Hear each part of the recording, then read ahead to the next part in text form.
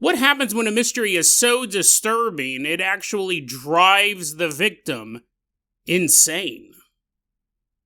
And then we take a look at the bizarre conspiracy theory believed by yours truly. Is it possible that Alex Jones is not just a conspiracy theorist, but instead a cosmic trickster deity playing the greatest joke on all of mankind?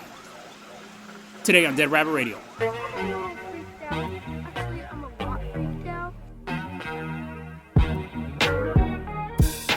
Hey everyone, welcome back to another episode of Dead Rabbit Radio. I'm your host, Jason Carpenter. I'm having a great day. Hope you guys are having a great day too. Hope you guys have some awesome plans for the weekend. I'm probably going to go see that Michael Jackson movie again.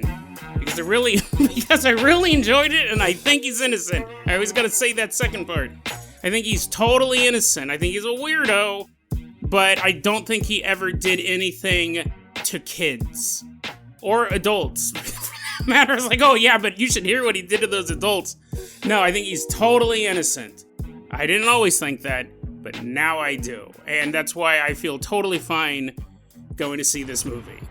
Because otherwise it would be kind of hard to sit through. But someone that will sit through anything, someone who's watched the most insane movies ever, running into Dead Rabbit Radio Command. Everyone get on your feet and give it up for Foppy. Woohoo, yeah, wee! Foppy's moonwalking into Dead Rabbit Radio Command. Shimone!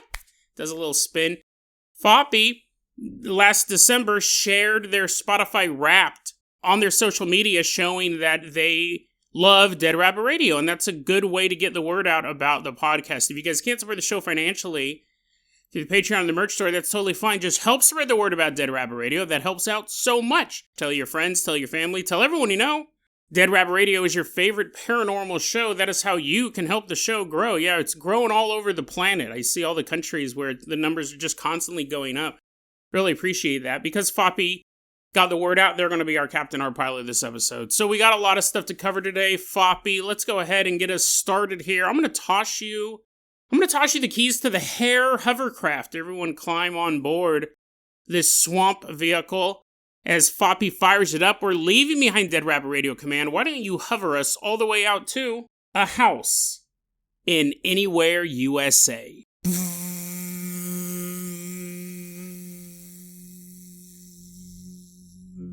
Nice, leisurely hover all the way out there. We got two stories that are pretty bizarre for you today to round out the week. I know I'll see all you guys at Michael as well. It's a good movie. If you think he's innocent, if you think he's guilty, you probably won't enjoy it that much. But here's the thing. It's funny because when you look at the box office results, most of the people who are seeing it are under the age of 35. Between the ages of 35 and 18, to be exact. No kids are allowed. But 18 to 35, and I actually watched a video, why does Michael Jackson have this new wave of young fans? I thought this was interesting. Related, because a lot of people believe that he committed these crimes. They said for, like, my age, right? I turned 50 this year, and I really struggled with Michael Jackson. He was trying to attack me. I had to run out before he threw Jesus juice at me. Yeah, that's what he called wine in soda cans. Listen, he's a weirdo. You probably got some kids drunk, but I don't think he did anything to them. That is illegal, though. You know, I really struggled with that during that first trial. I was like, I don't know, this guy might actually be guilty. I have all his albums, and the Dangerous album I thought was the best, that he just kept putting out bangers. And then, you know, it turns out that he might have been banging these kids. And I was really like, oh my God, this sucks. And I stopped listening to Michael Jackson, and I followed the trial. And he was found innocent, and I was like, well, you know, sometimes trials can get it wrong. But then he beat it again. Then he second trial, and he beat that one too. I go, okay, at a certain point, you know, I mean, not even O.J. Simpson could beat two trials. He ended up losing the civil trial after the criminal one. Michael Jackson moonwalked away from both of those. And I was like, okay, well, at a certain point, you kind of got to go, you know. Jason, if we can tell you're real fired up about this. You know, long story short, I actually had a Michael Jackson episode that I was going to do back when Leaving Neverland came out. It was going to be called The Case for Michael Jackson, and it was going to be a kind of a gimmick episode. Hans Wormhat was going to show up, and I was going to have him defend Michael Jackson in court, just because I imagine he wouldn't. I imagine Hans Wormhat, if this is your first episode, you're like, who's that? He's a longtime lunatic we've covered on the show. Anyways, I didn't do the episode because I thought it was boring. You're like, oh, like right now? Like, oh, this is boring? You're falling asleep? There's few subjects that I can get, like, upset about. And again, the Michael Jackson jokes are totally fine. And if you think he's guilty, then that's fine, too. But I will argue with you on that. There's two subjects that I will argue, and it can actually, like, if I'm in a good mood, if I'm in a good mood like I was before I started this episode, and I start talking about it, I don't get angry, but I guess I get fired up. And there's two subjects that I'll always get fired up about. Michael Jackson, whether or not he's innocent, I think he's innocent. And oddly enough, I don't even understand this, when people criticize Batman. Not that he's a stupid character, or not that the movies suck, or not that it's a comic book for kids, nothing like that. When people say things like, well, Batman, why doesn't he... Listen, I'm going to get fired up again if I start talking about Batman. When people criticize Batman and they think they know stuff about Batman. Like, oh, he's a billionaire, but all he does is beat up drug dealers. Neither of those statements... Okay, let's just get on with the episode, man. Seriously, those are the two subjects that can get me real heated. Global conflicts, economic turmoil, whatever. Save that for the eggheads. Michael Jackson and Batman. For whatever reason, it will start to get me real... It'll get me fired up to the point that the person I'm talking to will just walk away, and I'll be like, and another thing, I'll text you later, I'll blow up your phone on it. Let's get started with the episode. We're headed... This is so funny, because his first story the part of it is a teenage boy taking a shower, so Michael Jackson would have loved this segment. He would be guilty of enjoying it. We're headed all the way out to this house. We're going to take a look at this bizarre story, and I want you to think about what your theory would be. That's your homework assignment for this. What's your theory to this? Let me tell you this story. We're going back to the year 2012. Michael Jackson had been dead for about 3 years at that point. But anyways, we're going back to the year 2012-ish, around there. We're about to meet a young man, a teenager in high school. Let's call him Mark. He's a junior in high school. His mom worked at the high school, so it actually worked out perfect. A lot of times, he just hitched a ride with her to go to work. And that was usually how it worked, and he would wake up each day and take a shower, as you should, right? You don't have to wash your hair every day, and you only wash your jeans twice a year, but you should shower every day. That's what Mark does. Mark gets in the shower, and he's rubbing soap all over himself. Just washing himself, right? We've talked several times about my shower routines. I never wash below the knees. I never wash my back, or my face. You're like, what? You imagine me looking like a caveman? All the soap just runs down my body. Why do I have to wash below my knees? It's stupid, right? All the soap. Jason, that's dirty water. Yeah, it's soap. It's dirty soap because you're rubbing it all over your armpits. I don't wash my back. I don't wash my face. I'll shampoo my beard every once in a while. Mostly focus on the torso, my arms, my genitals. Michael Jackson helps out. He jumps in. He's like, woo! His ghost. Remember they had that sighting of Michael Jackson's ghost at the Neverland Ranch? I'll put that video in the show notes. So I wash in all the important places. Arms and legs, not below the knees though. I never wash my feet. That's kind of dumb too. We probably would get rid of that swamp foot I've been dealing with, the trench foot. Anyways, Mark is probably smart and probably washing like me. Not everywhere. Just let the suds do most of the work. But one day, Mark is in the shower and he's sudsing up when all of a sudden he hears the phone ring. Bring. Bring. And he hears his mom pick up. Hello? And he doesn't really think anything of it, right? Probably just some work call or friend of mom's. Not a big deal. Next day, Mark's in the shower, getting all soapy and clean. Bring. Bring. Hello? His mother picks up the phone. Mark doesn't even think anything of it. This goes on for a week. And at this point, Mark, as you know, has all his clothes on. He's ready to go to school. And he looks at his mom and he notices his mom has this weird look on her face. Concern. She looks worried. And he goes, Mom, hey, what's up? And she goes, well, Mark, I don't want to alarm you, but there's been something weird happening recently. Oh, what's that? Every time you take a shower, someone calls here. Mark goes, oh, it kind of makes sense. Like, I have been hearing the phone ring. Mom goes, yeah, I mean, I don't even know. I love to say that it's nothing, honey. I'd love to say that you shouldn't be worried, but someone's been calling every time you've been in the shower, sometimes like a minute after you get in the shower, and they always say the same thing. Is Mark in the shower yet? Mark's like, what? Super creepy. Did it sound like a high-pitched voice? Did it have a falsetto? And Mom goes, no more tasteless jokes, honey. But, and she looks over her shoulder to make sure Michael Jackson's ghost isn't hanging out. He's dead. We no longer have to fear him. Mark, no, he doesn't have a falsetto. Actually, he has a really raspy voice. Sounds like an older man's voice. Is Mark in the shower yet?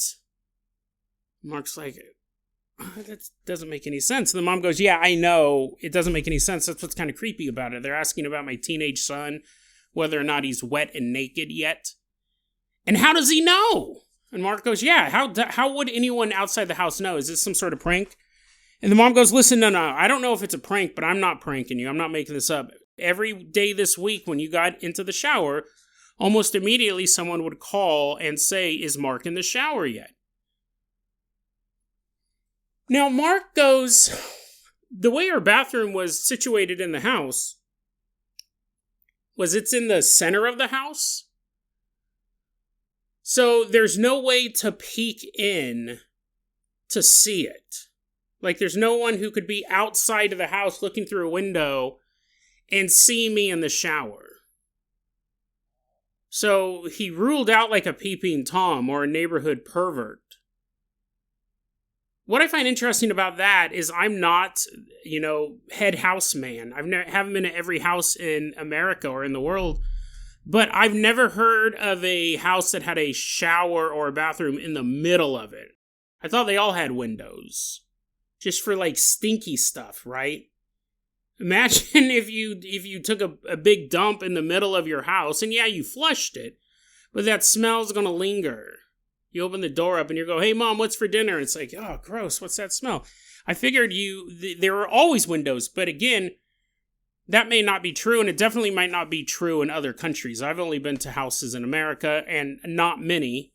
I'm just trying to think of a time I've been to a house that had a bathroom in the middle and didn't have a window. But anyways, Mark says that's how my house was laid out. So he ruled out peeping Toms and perverts. They can't figure it out. Well, this goes on for a while. Until one day, Mark's mom, because they didn't always take the same ride to work.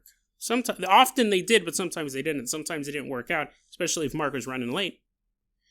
Mom's already gone. Mark hops in the shower and he's showering, and when the phone rings, he doesn't really even think twice about it. He gets out of the shower, he picks up the phone and goes, hello? And that's when he heard a raspy old voice say, Mark? He said the voice sounded surprised. The voice seemed shocked that Mark actually answered the phone. But when he picked up the phone, because he wasn't really thinking when he did it, and he heard an old, raspy voice say, Mark?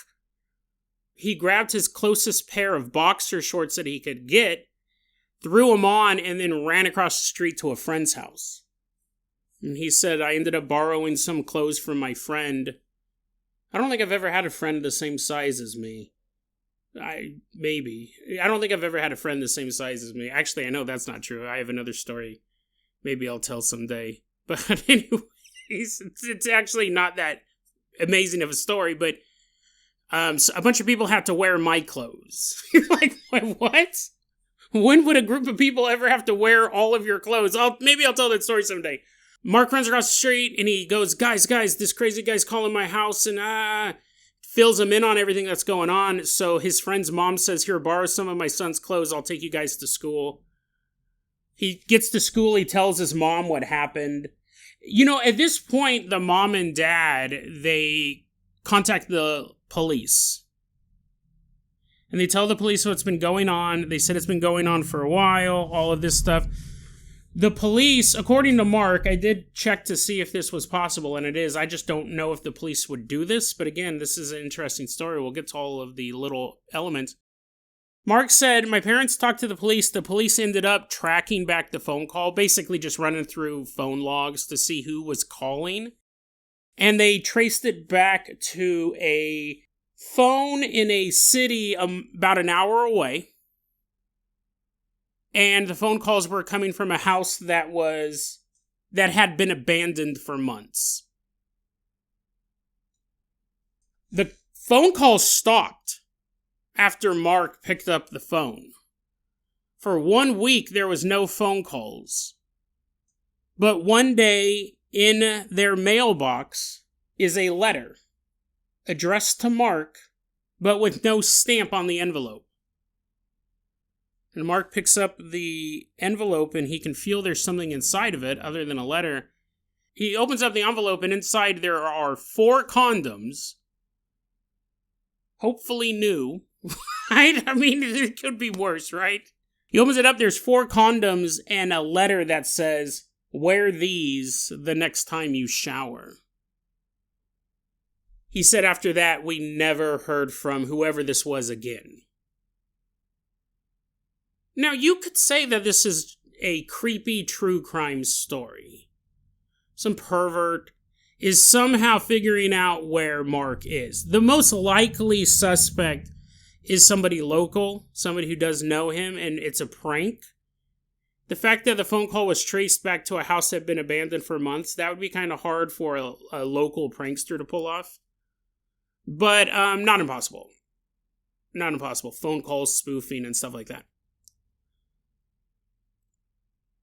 That's the most obvious answer. The second most obvious answer, that it's not a prank, it's actual pervert. And I would be concerned that there was some sort of camera or recording device in my house if someone knew every time I stepped in the shower. And this guy had a fascination or a fetish with Mark in the shower. Because that's all he'd ask, is Mark in the shower yet? There's no heavy breathing. There's no sounds of masturbation coming over the phone. It was just asking this question. And it was asking it every single time he actually happened to be in the shower for that period of time that he was making these calls. But Mark's theory is so bizarre that, I mean, the part of the story that to me logically doesn't make sense is the police taking it seriously enough to trace the phone call. They normally won't do that. However, I've always lived in big cities. Up here in Hood River, I know a ton of the police officers. If something was going on with me, I could talk to one of them. Hey, Scott. Hey, Tony. Can you guys look into this for me? So I have a little bit different relationship with police up here. But before that, in Sacramento, cities were too big. I mean, unless someone was bleeding, unless someone was unconscious, at a minimum, the police would not come out to, say, a fight. Fights broke out all the time. The police would never show up. The difference is if they knew one of the participants, then like if you're like, hey, Officer Joey, Sacramento PD Joey, my son got beat up at school. Oh, you're going to have cops all over your neighborhood because they know the guy personally, or this kid, Joey, was the nephew of a police officer. Then you're really screwed. I always had a rule that whenever you attacked somebody, you had to realize that you may be attacking a relative of the mayor. Take it all seriously. Don't ever think you're going to be able to yank someone out of their car and skate clean. In Sacramento, a lot of times you would, but you never know who somebody else knows. You have to be prepared for the biggest amount of blowback possible. So basically plan things out. You know, premeditate all of your crimes. It's not impossible. Could be a small town. It could be these people had an in with the police. If she worked at a school and the school had a school resource officer who's an on-duty cop on campus, then, you know, they would be able to take it a little more seriously, all that stuff. But, Mark, so there are things about the bathroom being in the middle of the house. I've just never heard of that before. So you're like, Jason, your next story is about Alex Jones being a cosmic deity, and you're picking this one apart. Mark's theory as to what this is makes me question his mental state, if I have to be honest. Or, at the very least, his judgment skills, because this might be the dumbest theory possible. So what do you think's going on? I think it's a pervert. Like, obviously, Jason is a pervert, but how's he doing it? I don't know. A magician never reveals his secrets. I think it's a pervert, and somehow he does have some sort of recording device or some sort of way to look into the house. Actually, now that I think about it, you may not be able to see when he's taking a shower, but I'm sure there are windows somewhere on the house, and you could look through a window and see him go into the shower, the bathroom area, and then just make an educated guess. Local pervert with a phone spoofing ability. And that's my guess. Mark, this is honestly his theory. He believes that the caller was himself from the future. Mark thinks that the caller is him from the future. Listen, I've been doing this show since 2018. Don't make me do math. So it's been about 8 years. Coming up in June. That might be, no insult, Mark, but that might be one of the dumbest theories I've ever heard. And I don't think that's hyperbole. That is stupid. One of you guys is Mark. Oh, boo! Jason finally covered my story. Listen, man.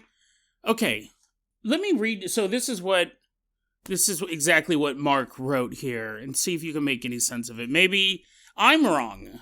I'm not, right? That is the dumbest thing I've heard, but maybe I'm misinterpreting his words. Let's hear it from Mark himself. He said, quote, "To this day, I swear it was me time traveling and avoiding interacting with me by calling at the one time I knew I wouldn't be around. One time I know I wouldn't be around. That's how lost at least he admits that's not a good theory. That's how lost I am on this and its abrupt end. Why ask if I was in the shower and nothing else? How could he have seen the shower located in the center of the house? Why sound startled when I answered? Why did I never feel afraid or threatened? So many questions, but still no concern from me a decade later." I cannot wrap my head around that. I don't believe that's it at all. I'm not Mark, though, right? Maybe Mark is the type of guy who would mail himself 4 condoms. Mark, if it really is a time-traveling you, hate to break it to you, but you turn into a pervert. Okay, I mean, right? He's mailing. He's not even mailing. He showed up at your address because there's no stamp on the envelope and dropped condoms in the envelope and handed it. Put it in the mailbox. So why would you do that? Why, Mark, why would you do that if you think it's you from the future? That is the most puzzling / perverted part of it all. The thing is like, you wouldn't have to think it was sexual until then. I figured it was sexual from the beginning, right? But it's not explicitly sexual until the condoms show up. So, the fact that you're not concerned or scared, whatever, people have different resiliency to things, but I don't think it's you from the future. Unless you're a huge pervert back then and you're a huge pervert now, there's no reason why you would mail yourself 4 condoms. Listen, there's a lot of good reasons to have condoms on you. I don't like using condoms, personally. It might be too much information, but I don't generally use condoms. It's gross, Jason. You don't wash below your knees and you never wear a condom? How infested are you with diseases? None. But that might be the dumbest theory I've ever heard on the show. And we've covered gang stalkers, people who thought they were vampires. Those are the lost episodes. I did a vampire week and I can't find them. Or I just read through a guy's website and made fun of him for a week. I totally forgot what episodes those were. We've covered people who thought the government was spying on them through candy bars or was it Sprite? It was some sort of soda that this guy was drinking and thought the government was spying on him. We've covered Hans Wormhat. We've covered Max Kramer. We covered the testicle sex cult. People who thought it was hot to fill their ball sacks full of saline. We've covered a lot of weirdos. Forrest Finn and the Fanatics. You're like, Jason, all those people were crazier than this guy. Well, okay. Maybe saying it's the dumbest theory I've ever heard is a bit of hyperbole. But I just cannot wrap my head around that. It's not a time traveler, bro. It's not a time traveler. This is one story I'm totally wrong on. He ends up sending me 4 condoms. I'm like, I never used these. What a waste of condoms. What would your theory be? At any point in that, did you go, oh, dude, I bet you this is Mark from the future? Because it's not that he goes, man, only me from the future would know when I was taking a shower. That's stupid. I mean, I'm going real hard on this guy, but a pervert would know too. There's a lot of ways to know when a guy's going to shower. He also says he always took a shower between 7 and 7:30, so that really has a very small window. Even though the phone call would come in right when he got into the shower, you could guess. You could make a guess. Especially, although the shower might be in the middle of the house, a peeping Tom can see you moving around the house towards the shower. I do not believe time travel was involved at all. I believe it was a pervert, Mark. And here's the thing. This would also be creepier to think about. To know when you're getting into a shower, there's some dude masturbating in the bushes thinking about you. Like, what would you rather have in your mind? What would rather be your theory, that this was a harmless prank from a future you, or there's a real life person on your property hiding, furiously masturbating? Which one would allow you to sleep better at night? Yeah, the time travel one, sure. But bizarre, super bizarre story.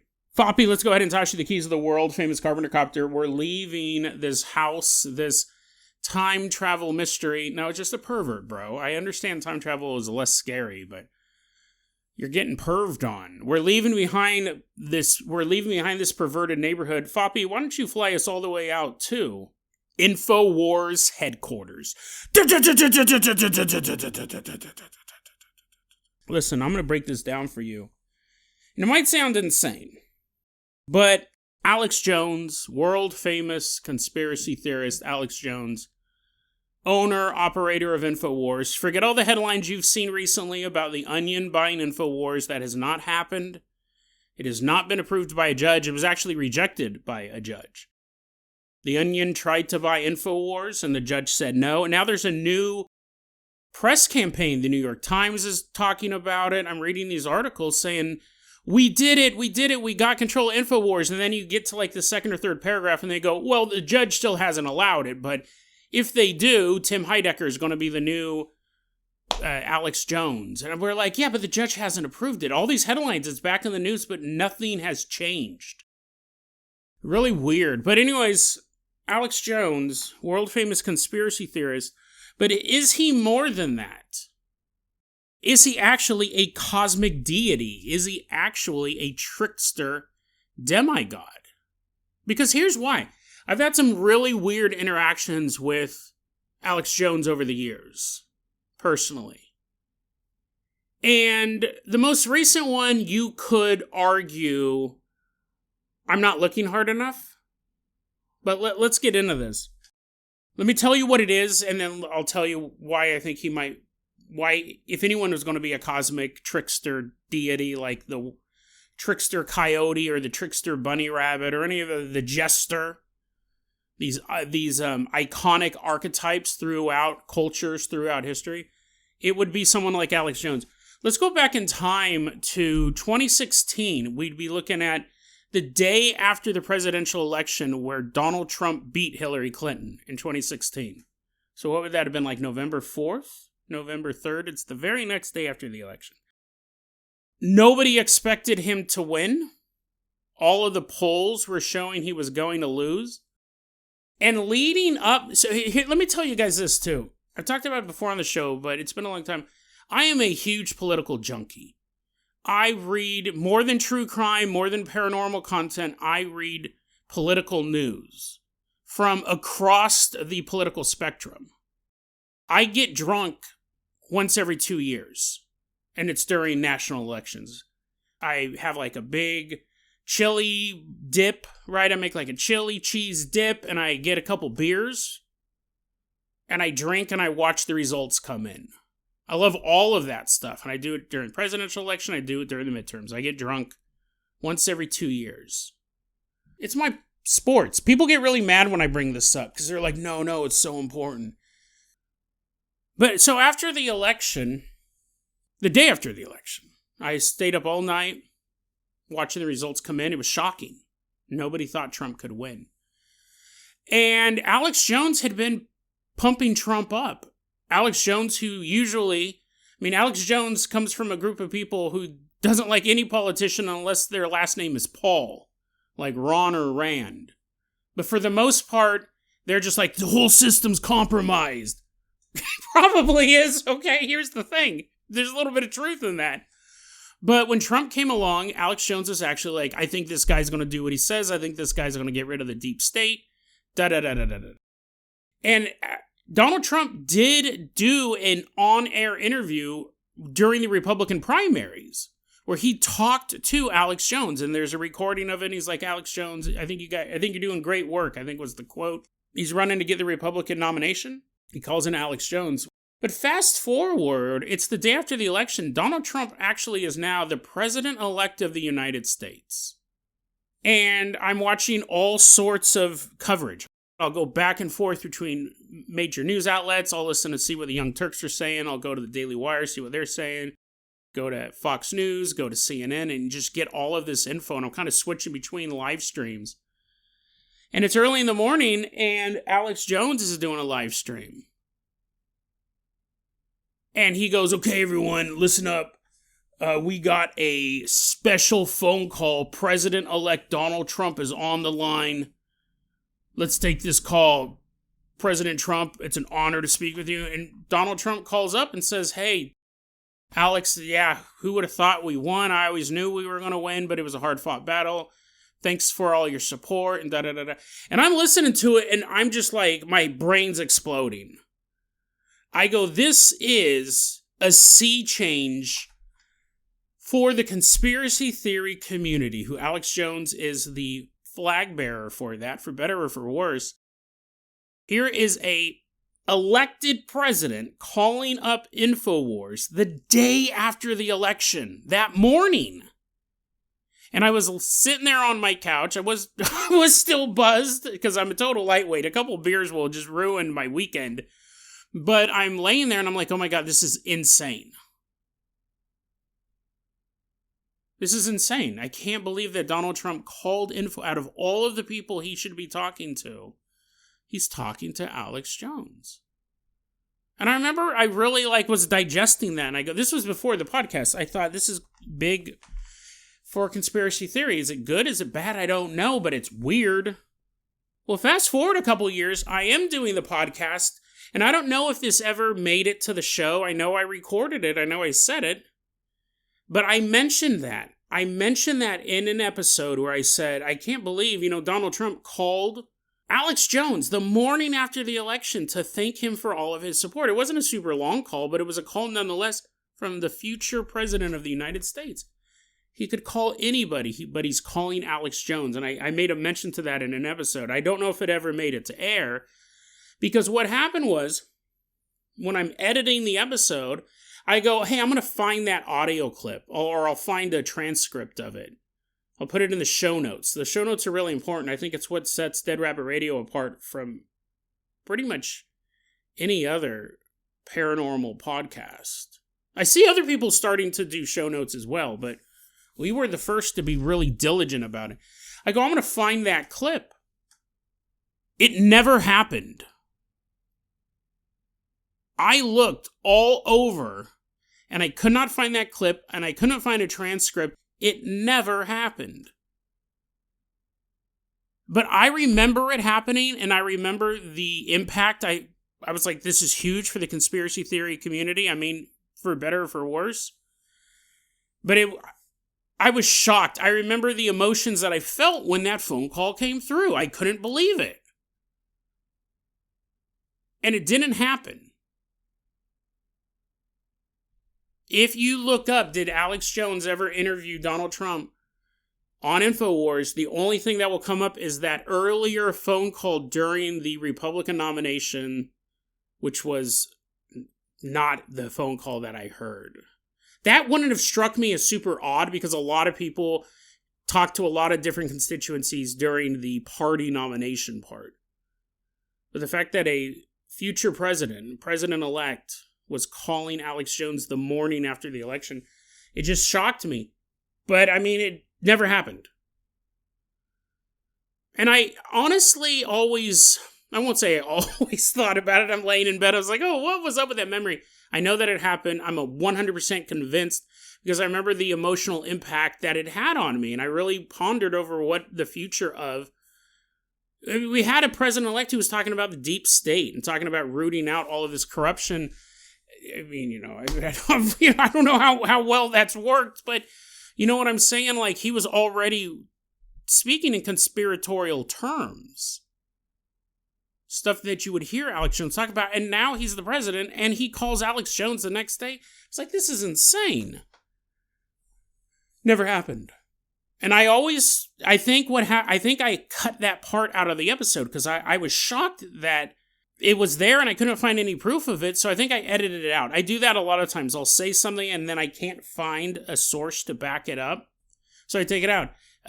Case in point, earlier when I was talking about Michael Jackson, I started saying a bunch of stuff of why I think he was innocent, and then I was like, listen, I can back it up, but I don't want to have to post a ton of links to this stuff. How many people are going to look at the links anyways? Some people are saying, well, the train station, and who cares if it was built or not? You're like, what? What are you talking about? Okay, I'll put the train station in the show notes, put that back in. But I cut out maybe 5 minutes of Michael Jackson stuff, because I was like, the show notes, it's just, I don't want to gather all this stuff. You guys know how I feel about Michael Jackson. I might end up doing a full Michael Jackson episode at some point. Here's the problem. I think he's innocent, but the episode's going to have a ton of jokes about him in it. But I might do an episode, like a bonus episode, that's just my obsession with Michael Jackson and why I think he's innocent. But the Alex Jones thing never happened. I think I cut it out of the episode. You guys know the show better than I do. You guys have listened to it, more regularly than I do. But okay, fine. Alex Jones somehow gave me a memory that didn't exist. I always just thought it was a weird event. I always felt it was a personal Mandela effect. Fast forward to Tuesday's episode of this week, and I was talking about the time traveler assassin, this guy who showed up to try to kill Trump, which technically it's funny. He did not say anywhere in his manifesto he was going to kill Trump. He talks about attacking the other people. I'm sure that's what he was going to do, but he never claimed to. In his manifesto, Cole Allen, I think is his name, in his manifesto, he says he specifically talks about the cabinet, and he goes, everyone but Kash Patel. The head of the FBI, why not him? Listen, I'm not saying someone should do it, but what I'm saying is very odd that he singled out Kash Patel to not be killed. The whole thing's weird. But anyways, we did an episode about time traveling assassin, and I started that segment off by saying Tucker Carlson is going to have Alex Jones on his show, and they're going to talk about the attack being staged. Alex Jones, this is what Tucker Carlson's tweet said, Alex Jones thinks that it's going to be staged so Trump will be able to build a ballroom, but I, as in Tucker Carlson, not me, I think that the ballroom is actually the third temple, which must be rebuilt. This is Book of Revelation prophecy. I think that the ballroom, the White House ballroom, is supposed to be the third temple, which has to be built before the Antichrist can declare his rule over Earth. Now, Tucker Carlson has gone on air and vaguely alluded that he now thinks Donald Trump may be the Antichrist.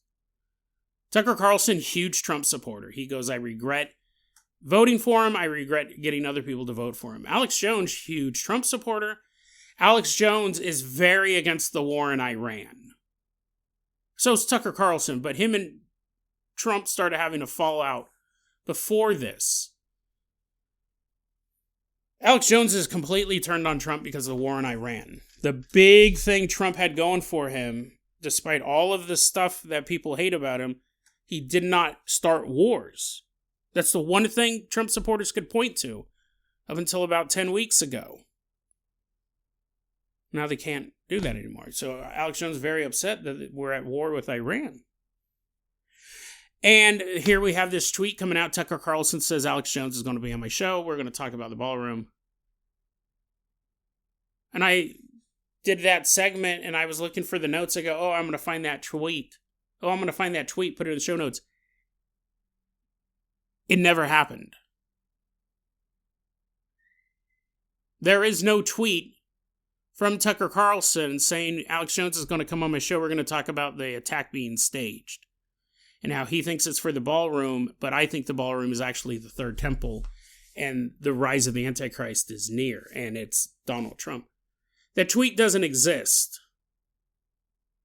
Now, I saw that tweet. I saw a screenshot of it.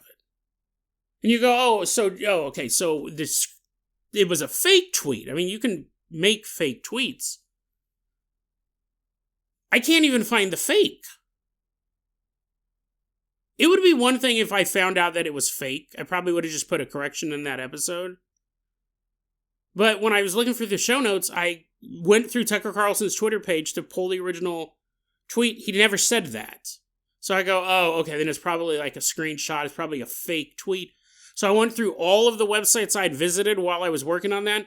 Could not even find the fake tweet. It ceased to exist. Now, it's possible you guys might be able to find it. Because I only had a couple hours to look. But I couldn't find it. I looked for places where it would be real. I looked for places where it would be fake. Alex Jones is not scheduled to be on Tucker Carlson's show. Alex Jones was on Tucker Carlson's show like a year or two ago. But he's not doing it now. Alex Jones actually has come out now and said, I don't believe that the attack was staged. He released a video saying, I do think the attack was this lunatic. I don't think it was staged to have a ballroom built or really anything. I don't even think he mentioned the ballroom in his video he released the day after the attack. He goes, I don't think it was staged. He goes, I think that the law enforcement officers in the military who are working the event are too honorable to be a part of anything like that. That was Alex Jones's defense. He goes, I don't think it was staged. I saw the image. It no longer exists. Now, if it was just this one time, I would go, well, that's weird, but I mean, I looked through all my links. I couldn't find it. I couldn't find it at all. Couldn't even find the fake. But I had not heard the conspiracy theory that the ballroom was going to be the third temple until I saw that screenshot. And now I see a bunch of people talking about that. That's what got me really to look into the story. And that's how I start off that segment, because I thought it was so bizarre. I even go, there are some conspiracy theories like this. And I based that first 5 minutes on something that, again, never happened. Now, if you guys can find the fake tweet, that would be fantastic. Because then it would kind of put my mind at ease. But as it sits now, the tweet, gone. It was not real. And the fake, if it was fake, doesn't exist. If it was a real tweet, did Alex Jones alter the timeline? If it was just the tweet, I would go, oh, well, whatever. I would think it was weird because I know I saw it and went through all my previous sources and it wasn't there anymore. But coupled with the full-on 100% memory that had an impact when I heard it, because I couldn't believe what I was hearing, then that moment ceasing to exist, now we have two moments where Alex Jones has been personally involved in something that struck me as incredibly odd that then disappears from the timeline. And I'm barely looking into this. I listened to a lot of Alex Jones back like in the early 2000s, because it was like, you never heard of a mainstream conspiracy theorist at that point. You had people writing hardcore conspiracy stuff in the 70s and the 80s, but no one like Alex Jones. No one with that kind of reach. So that's my personal experience, but what do I mean by him being a cosmic trickster deity? I mean, obviously this would fall in line with that. You see something and you're like, wow. And a trickster then makes it as if it never happened. It fools you. Fools you into thinking something was real, and then not only thinking it's real, but repeating it to other people. And then it just never happened. It makes you look like a fool. Something a jester would do. And the reason why, listen, Alex Jones is actually the perfect medium for a cosmic jester. Because basically, you can laugh at him as much as you want. He doesn't care that people make fun of the frog's gay stuff. He doesn't care that people make fun of his weight gain and then his weight loss and his ultra male supplements and his bald head and his crazy voice. He doesn't care. Because he's the jester. He's the fool. But he's one of those fools that is drip-dropping knowledge to the people in the most ridiculous ways possible. He says the water is turning the freaking frogs gay, and everybody laughs. And it seems like every week I read another article about all the chemicals in our water and what it's doing to the human body. Everything from microplastics to there's so much birth control in some cities' waterways. Because women are using birth control and they urinate out an amount of it, not all of it, because then it wouldn't work. And you have a population of 10 million people, and in that 10 million people, maybe you have 2 million women on birth control, maybe 5 million when I'm involved, because I don't use condoms. They have to double up their effort. But he says the foolish thing, and everybody laughs, and then years later, people go, wait a second. That was probably hyperbole. That's the word of the day. The turning the freaking frogs gay. But there's something wrong with our drinking water. There's a whole bunch of stuff in it that shouldn't be there. The fool who stands in front of the king and tells him the truth in such a way that it seems like a joke. But if the king ever sits back and ponders the jester's words, there's hidden wisdom in there. Hidden wisdom just for the king. But you package it as entertainment. He would be the perfect vehicle for it because nobody takes him seriously. Except a hardcore group of people. And then you have people on the periphery that listen to him and they're like, oh, it's just kind of entertaining stuff. Then you have people, this is where I am, on the periphery of that, who I kind of keep tabs on Alex Jones just because we run in the same circles, the same conspiratorial circles. I think the last time I watched a full, and this is actually a perfect example of a jester, the last time I watched a full episode of Alex Jones was when Alex Jones was interviewing Kanye West, and Kanye West had Nick Fuentes there as like a third party. And I will say, I've never seen Alex Jones come off as so wise and tempered. Kanye West thought he was the jester, thought he was the joker, thought he was the mischievous coyote spirit. But no, it was Alex Jones all along. Kanye West, and I do enjoy me some good Kanye West, but Kanye West, I know I'm losing a lot of listeners this episode. Kanye West is not the jester, but he seems like he's trying to be. For that, he goes, I just found out that the leader of Israel was named Benjamin Netanyahu, and I thought that was funny. So he brought a bottle of Yoo-hoo drink and a net. That's not what a jester does. Right. It doesn't make any sense. But it's like he's trying to be this wacky, wild guy. Hugo Jackson is actually suffering a pretty serious mental condition. Yeah, that too. But Alex Jones, I do think that he might be more than we know. Because this is exactly how I think a cosmic jester deity would appear to us. The fool. Who knows more than anyone could ever imagine. But you can't just say everything because it would just be too shocking. You drip drop it and you hide it within ridiculousness. Now, I'll be very clear. I don't agree with a lot of stuff that Alex Jones says. But I think you could say that about any teacher. Because that lesson may not be for you. And honestly, I wouldn't have thought anything of this had I not had two very strong personal Mandela effects tied to the same person. The same person the whole world laughs at. And yet somehow he cannot be defeated. Somehow he just inches by like a rascally rabbit. Figures a way out of the trap. Is Alex Jones more than he leads on? Is Alex Jones a trickster spirit in human form? I don't know. But I do know that out of all of the stuff I've read, I've been reading stuff like this since the 80s. Ever since I was a little kid, I've been really into conspiracy culture, paranormal stuff.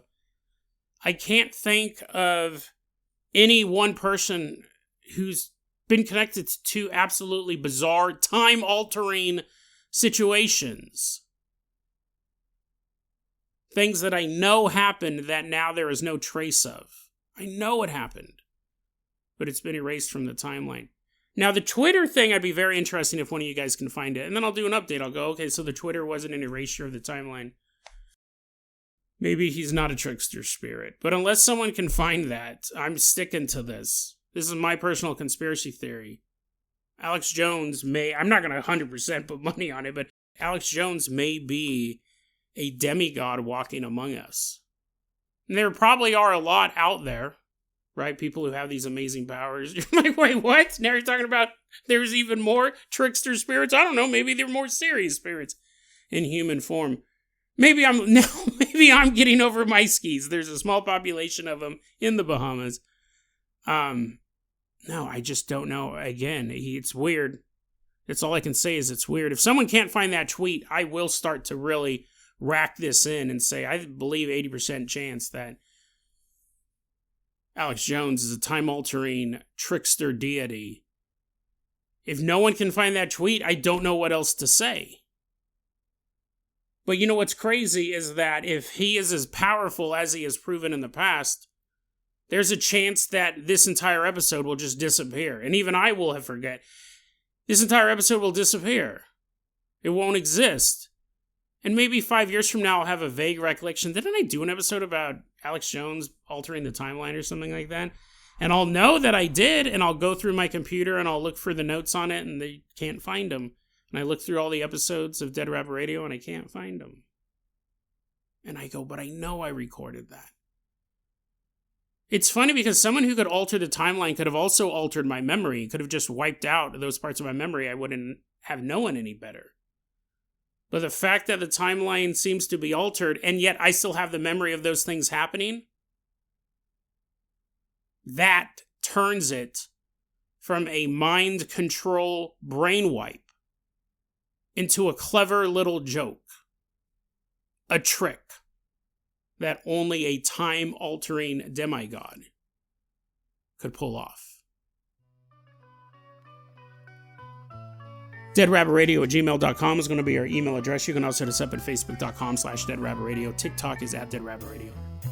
Dead Rabbit Radio is the daily paranormal, conspiracy, and true crime podcast. You don't have to listen to it every day, but I'm glad you listened to it today.